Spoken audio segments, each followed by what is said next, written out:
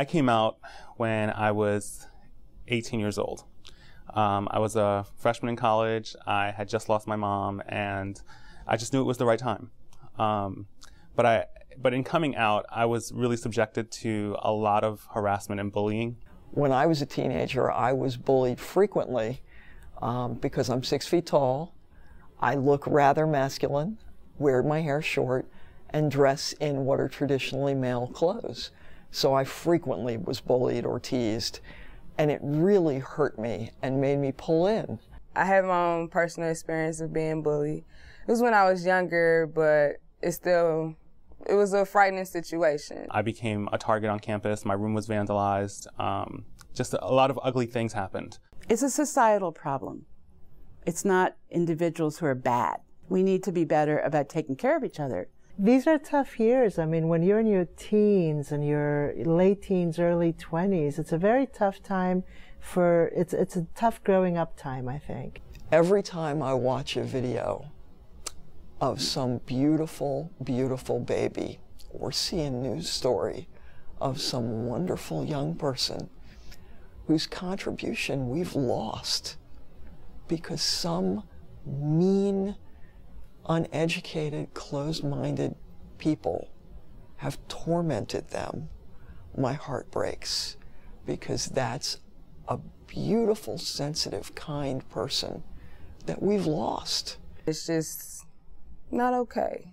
I think, people need to take more time and just be more understanding.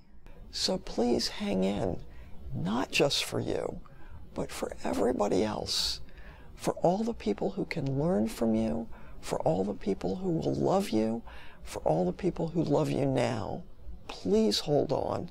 It does get better. If you ever feel that you can't do it alone, just go out and, maybe talk to a friend, talk to a teacher, because, they're there to help you. And fortunately for me, I went to a very small liberal arts school, Manhattanville College in New York. And I was also very active. I was a student leader. And so I held the institution accountable. And the environment on campus really began to change. When I was, little Lorraine at Montgomery Blair High School, we didn't have a gay group. There weren't any books I could read. There weren't any teachers I could look up to who were out. We've come a long way. I think it's a basic civil right. I think whenever we have a group of people in society who tell another group that they can't do things that are rights for everyone else, it's wrong. And we need to make sure that we open up our college and our community to everyone. For me, I've always seen it as a power relationship. I never want somebody to have more power over me than I have over myself.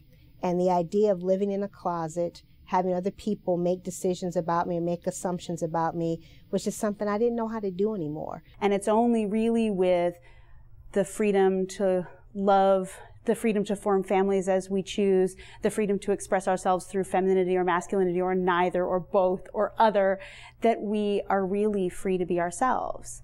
And so the gay, lesbian, bisexual, transgender, queer questioning, allies movement is really our movement. It's everybody's movement. There is a clarity, I think, that comes from living authentically and living truthfully. You walk around pretty much with the whole world on your shoulders, and it's not a great experience at all.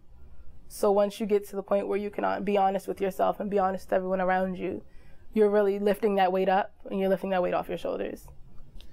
I think the best advice I got was when I graduated high school from the student government advisor. And she wrote in my yearbook, to thine own self be true and always tell the truth, right? And that has been something that has stayed with me for the duration of my lifetime, right? And it stayed with me because it really speaks to honoring and loving myself without apology. I think that I am a much more honest person with myself and with my friends. And my friends get me 100%. And part of that is my sexuality. Part of that is who I will fall in love with or who I am in love with or who I'm dating. And part of all of that, why wouldn't I want to be able to share all parts of myself with my friends and family? So to not come out would be denying that in myself, denying an opportunity for them to know me and denying an opportunity for me to share all of who I am. That's why it's, I think, so important to me. My coming out and my working toward creating that environment really helped other students on campus to come out. And it was after that that I realized I wasn't alone and that it would get better. And it did. Hang in there, reach out, believe in yourself, listen to your inner truth, and trust that you do know that how you love is all right. If you walk with your head down, pick your head up, you know, no one's gonna love you like you love yourself. If you don't love yourself, then how can you love others, and how can you expect for other people to respect you or to love you? So my advice would be just to love yourself and take that negative and always turn into something positive. Find yourself someone that you can really talk to, even if it means you're writing in a journal for the next 6 months until you find somebody that you're comfortable talking to. Because writing helped me a lot too. And it was easier to at least be able to get my feelings out so I can look at them and reevaluate them as I needed to. And then having my guidance counselor at school, counselors are a great person to talk to. It was just it was a better experience once I finally started being true to myself and once I started getting my feelings out. Bottling them up doesn't help anything at all. So I didn't come out until I was in college, actually more toward the end of my collegiate experience.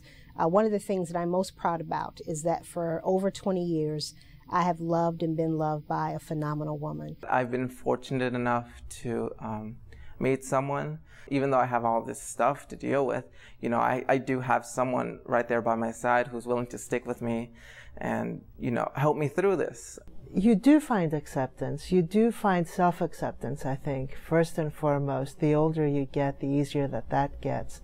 And when you're there for yourself, other people can be there for you. So grow with it, keep moving forward, and you will have a supportive circle of people around you.